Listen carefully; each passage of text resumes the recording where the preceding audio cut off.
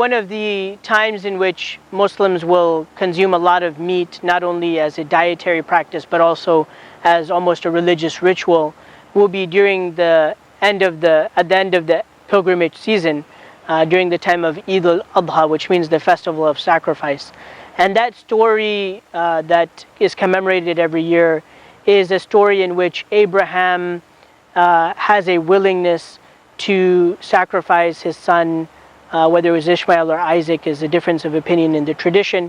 And instead of sacrificing his son, God replaces that with the sacrifice of a ram.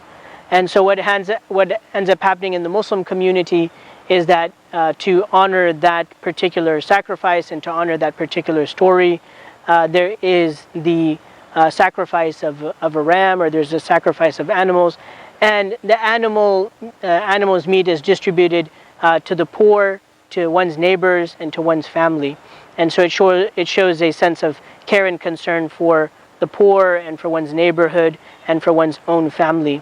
And I think that along the way, people have probably forgotten what the spirit of the story is all about. That Abraham, in his willingness to sacrifice his son, was willing to sacrifice his ego, because his son was very much attached to his ego.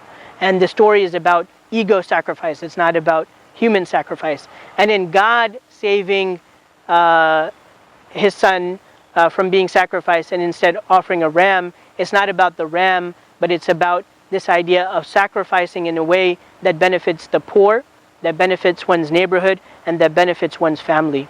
And if we're looking at the world we live in today, what we find is that the way that animal exploitation is happening, we're actually hurting the poor, we're actually hurting our neighbors, and we're actually hurting our families, and we're hurting ourselves. And so there is, I think, a window and opportunity for us to reconsider what that story of sacrifice was about, number one, and two, how we honor it.